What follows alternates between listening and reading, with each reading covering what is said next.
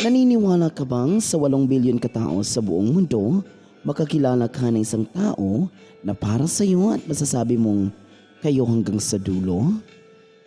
Magandang araw Pilipinas, magandang araw sa ang sulok man ng mundo. Andito na naman po ang inyong kaibigan, Bukiki on TV na maghahatid sa inyo ng nakakakilig at nakaka-inspire na storya. Bago po tayo magsisimula, huwag kalimutang mag-subscribe sa ating channel at i-click na din ang notification bell para lagi tayong updated sa ating mga bagong videos. At ito ang ating kwento. Si Jessa ay tubong Davao na nangarap na makapagbigay ng maranyang buhay para sa kanyang pamilya. Kaya napagdesisyonan ng dalaga na makikipagsapalaran sa bansang Thailand upang maging isang guro doon. Thank you Lord at sa wakas may trabaho na para sa akin. At welcome self sa bago mong trabaho. Alam kong kayang-kaya mo to, Jessa. Ikaw pa. Palaban ka yata, di ba? Dumating na ako sa Thailand at agad naman akong natanggap bilang isang kinder teacher. Nagturo ako sa isang medyo malaking paaralan at sa malaking probinsya na talaga namang masasabi kong andoon lahat. Sa madaling sabi, kahit probinsya siya, isa siyang tourist province destination sa bansa. Dahil bukod sa malapit sa dagat ay di mo na matatawaran ang iba't ibang klaseng nightlife. Masaya naman ako sa aking trabaho. Hindi naman gaano kabigat kasi wala naman masyadong inahanda ng mga paperworks o lesson plan. Dahil sa bago pa lang ako sa lugar, wala pa akong masyadong kakilala at kahit sino. Kahit kapwa ko Pilipino ay wala din. Kaya minsan kung walang pasok, pumupunta ako sa tabing dagat para maglakad-lakad at magpahangin.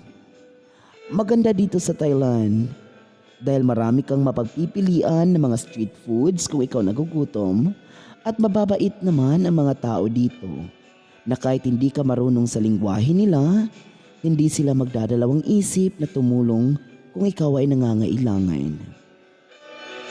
Nagpatuloy ako sa ganoong routine sa loob ng isang buwan.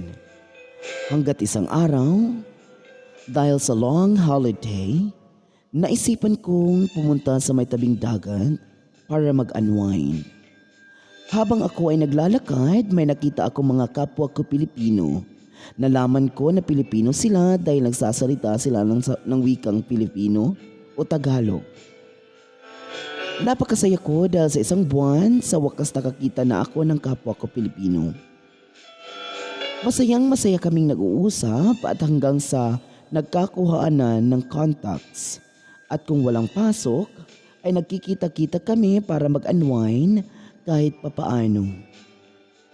Hindi ko inaasahan na marami palang Pilipino dito sa lugar namin.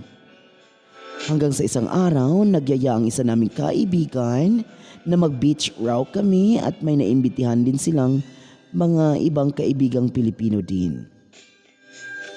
Masaya kaming lahat, sa wakas mas marami kaming makilala na kababayan. At ayun na nga nakilala ko doon si Donald. Si Donald ay hindi gaano katangkaran. Singkit ang kanyang mga mata at napaka-charming. Napaka-disente niyang tingnan at medyo stricto. Masaya kaming lahat na nagsasayawan, nagkakainan at nagbibiruan na para bang nakalimutan namin sa sandaling iyon ang kalungkutan na mawalay sa pamilya. Hanggang sa nagkakaayaan na maligo na sa dagat. At dahil nga medyo masyadong mainit at para makaiwas ako sa sunburn, gusto kong mag-lotion ngunit hindi ko abot ang aking likuran. Kaya humanap ako ng pwedeng maglagay ng lotion sa parte ng aking likuran. At akmang nakita ko si Donald na nakatayo sa aking likuran.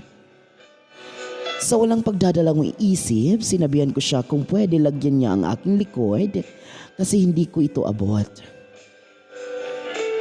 At medyo natulala pa si Donald sa aking tinuran. Hindi ko naman naisip na kakakilala ko lang o kakakakilala lang namin sa isa't isa. Dahil sa aking pakiramdam, napakatagal na naming magkakilala at alam mo yung pakiramdam na magaan ang loob mo sa kanya. Ah, excuse me, Donald? Pasuyo naman oh. Pwede bang lagyan mo ng lotion ang likuran ko? Di ko kasi abot eh. Medyo natulala ng saglit si Donald kasi kakakilala pa lang niya sa dalaga. Ako ba? Ano gagawin? Sino? Hindi kita marinig. Sorry. Pwede ba bang lagyan ng lotion ang likuran ko? Hindi ko kasi abot eh. Oo, syempre naman. Sige, akin na lotion mo. Salamat. Mabait naman si Donald. Magkapareha kami ng probinsya na tinuturuan pero hindi kami pareho ng paaralan. Habang nilalagyan ni Donald ng lotion ang likuran ni Jessa, ay nakita sila ng mga kasama at dahil napaka-sweet nilang tingnan, tinutukso silang dalawa. Wala namang nagawa ang dalawa kundi tumawa na lang dahil sa panunukso ng mga kaibigan.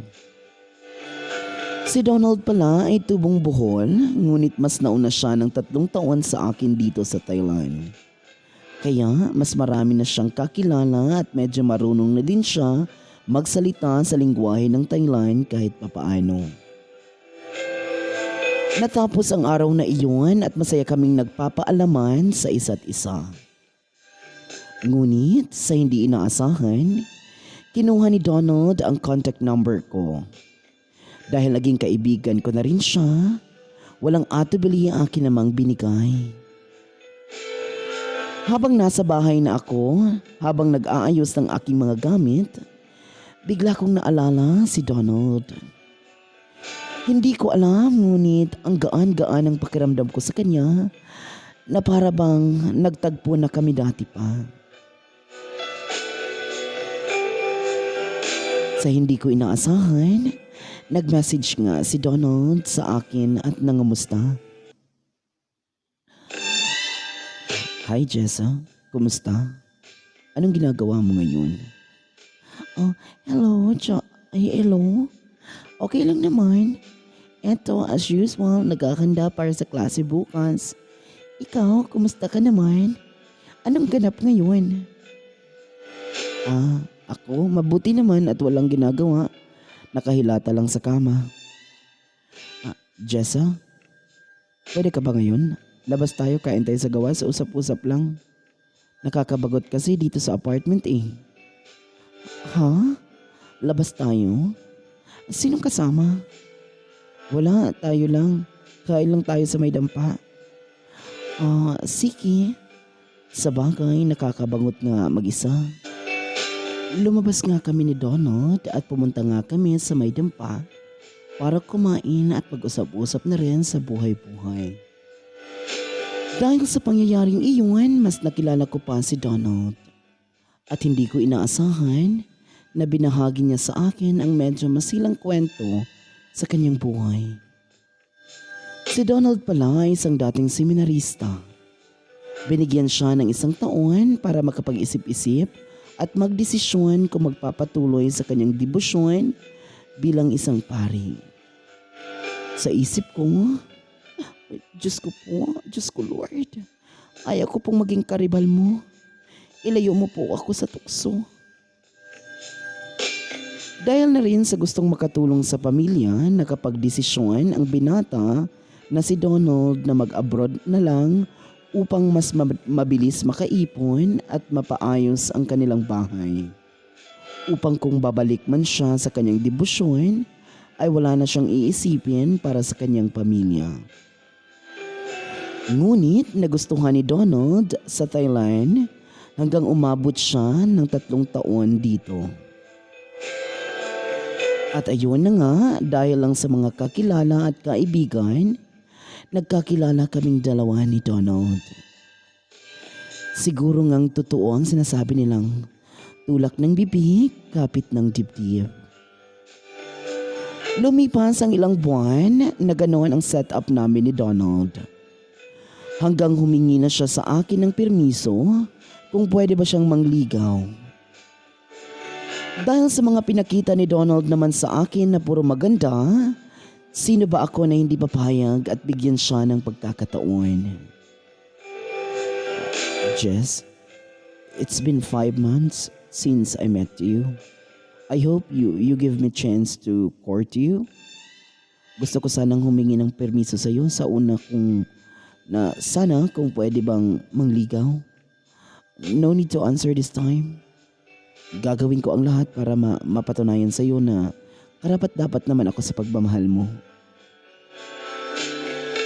Dawn, you've been so nice to me. Wala kang pinakita sa akin na hindi maganda.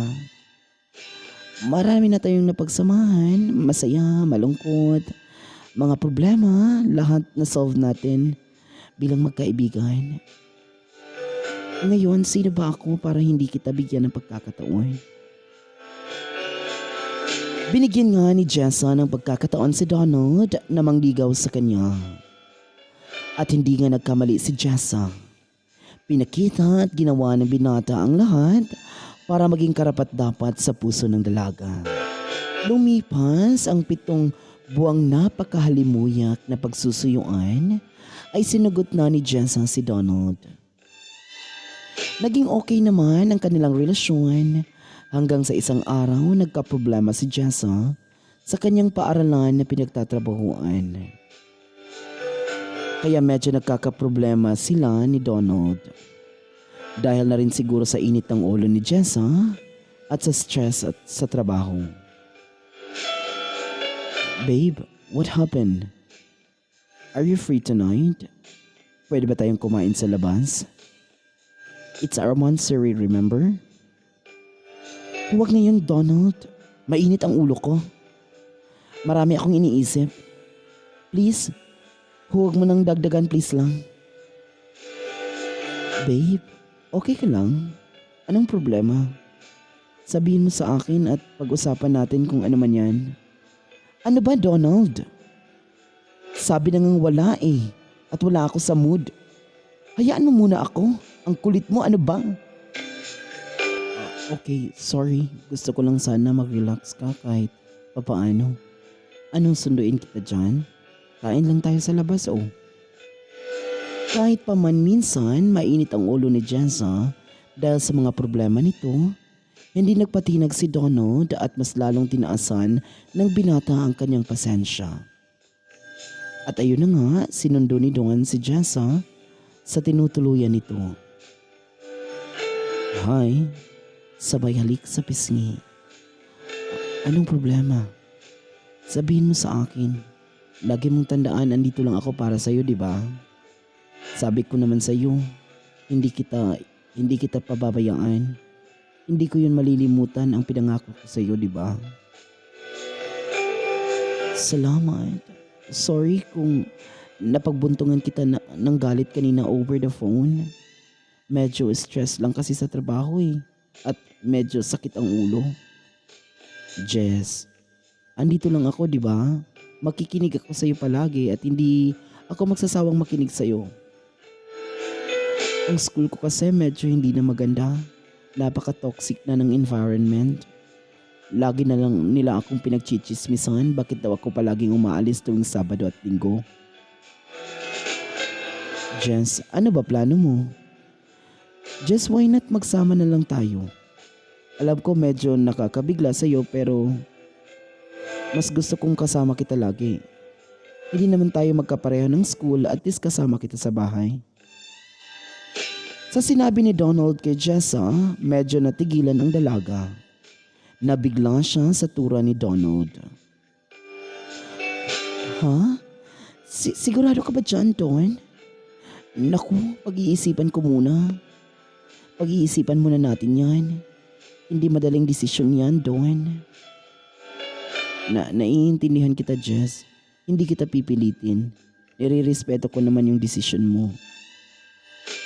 Napakaswerte ko kay Donald at masasabi kong napakaswerte din naman niya sa akin. Hanggang sa umabot ang relasyon namin ng 1 taon at dahil nga medyo nagkakaproblema na nga ako sa aking pinagtatrabahuan, napagdesisyon na namin ni Don na magsama na at humanap ng school na pwede silang magtrabaho magkasama. Hanggang nakahanap si Don ng paaralan sa ibang lugar at hindi niya kayang iiwan si Jessa. Kaya isinama niya ito. Jess, may nakita akong work sa ibang probinsya. Ayaw kong tanggapin kung hindi kita kasama.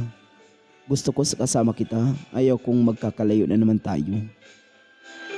Sa walang pag-aalinlangan, pumayag si Jessa na sumama kay Donald na magsimulang muli sa ibang probinsya. Hindi naging madali ang kanilang pagsisimula. Nagkakaproblema sila sa pinansyal at nakatira sila sa isang maliit na kwarto na may laking 2 dipa lamang. Idagdag mo pa na kailangan pa nilang magpadala sa kani-kanilang mga pamilya. Kahit pag ganoon, hindi sila sumuko at mas lalo silang naging mas malapit sa isa't isa. Jess, sorry kasi sinama kita dito. Alam ko nahihirapan ka na. Naputol ang salita nila nang biglang nagsalita si Jessa. Donald, bakit ka nagsasorry? Ano ba sa tingin mo bakit ako sumama sa'yo dito nang walang pagkaalinlangan? Hindi ko alam. Nagigilty kasi ako tuwing nakikita kitang nahihirapan. Don, di ba sabi ko sa'yo, okay lang ako at wala akong pinagsisisihan na sumama ako sa'yo at kaya natin to, okay? Wala kang dapat ipag-aalala sa akin. In fact, masaya ako kasi dahil dito, mas lalo akong bumilib sa'yo. Nakita kita paano mo lutasin ang mga problema. And I am very proud of you. Niyakap na lang ni Jessa si Don para pagaanin ang loob nito. At sa pangyayaring iyon, mas lalong tumibay ang kanilang pagsasama hanggang nakahanap sila ng isang trabaho. At unti-unti na ding naging maayos ang kanilang sitwasyon. Mas lalo pang tumibay ang kanilang relasyon dahil nabuntis si Jessa at binayayaan sila ng isang napakagwapo at napaka-cute na sanggol. Dahil doon, natigil samantala si Jessa sa pagtatrabaho. Dahil medyo masilan ang kanyang pagbubuntis at idagdag mo pa ang pandemya na mas lalong nagpapahirap sa sitwasyon. Hanggang sa umabot sa puntong ang kanilang paaralan na pinagtatrabahuan ay nagbawas ng sahod. Mula sa buong sahod, naging kalahati na lang ito. Dahil sa si Don na lang ang nagtatrabaho sa kanila, mas lalong naging masikap ito upang matustusan at matugunan ang pangangailangan ng kanyang mag-ina. Doon nakita ni Jessa na si Donald ay hindi lang pang nobyo, kundi nakikita niya ang kanyang nobyo na siya ang lalaking gusto niyang makasama habang buhay. At ganoon naman ang naramdaman ni Donald sa kanyang magiging asawa. Dahil sa hirap ng kanilang pinagdaraanan, hindi niya narinig si Jessa na magreklamo sa kanilang sitwasyon. Bagkus, nagbibigay pa ito ng lakas sa kanya. Dahil sa isang anghel na parating, sobrang tuwang-tuwa ng mag-asawa na halos mangiyak-ngiyak silang pareho dahil hindi nila inaasahan na may anak na sila at isa na silang magiging buong pamilya. Dahil doon, mas lalong nagpursige si Don na mabigyan ng magandang buhay ang kanyang mag-ina. Upang maging legal sila, nagdesisyon ang dalawa na magpakasal. At agad naman itong inisikaso ni Don at Jessa. At ayun na nga, masaya silang nagpakasal sa Embahada ng Pilipinas ng Thailand. Nagagalak ang dalawa dahil natupad na ang kanilang matagal na pangarap ang magkaroon ng isang buong pamilya. Sa ngayon, malaki na ang kanilang anak at masaya pa din silang nagtuturo sa isang paaralan sa Thailand. Ang buhay ay puno ng sorpresa. Hindi mo alam kung ano ang magiging ikot ng iyong kapalaran. Wala kang kontrol sa anumang mangyayari, ngunit ang kailangan mong gawin ay handa ka sa anumang pwedeng mangyari. Kagaya na lang sa kwento natin ngayon na nagsimula lang sa lotion hanggang sa naging magkasintahan at naging magkabiyak na sa buhay. Ang buhay ay puno ng saya, pait at ligaya. Hindi maiiwang problema at mga kabanata. Ngunit walang hindi kayang lagpasan kung makakahanap ka ng isang taong magbibigay ng tunay at tapat na pagmamahal hindi lang sa panahon ng kaligayahan, lalong-lalo na sa panahon ng kagipitan. Hindi lang ngayon kundi magpakailanman. Ang aral ng ating kwento, huwag kang tumigil magmahal at magbigay ng pagmamahal, lalong-lalo na sa oras nang wala kayo. Dahil doon mo makikita kung sino ang tunay na nagmamahal at nagmamalasakit sa iyo. Higit sa lahat, pagkakaintindihan at tamang komunikasyon ang magdadala sa inyo ng tunay na kaligayahan. Maraming salamat po. Ito po si Bukiki on TV na magsasabing, we live to inspire and to aspire. Maraming salamat po hanggang sa susunod nating kwento. Paalam.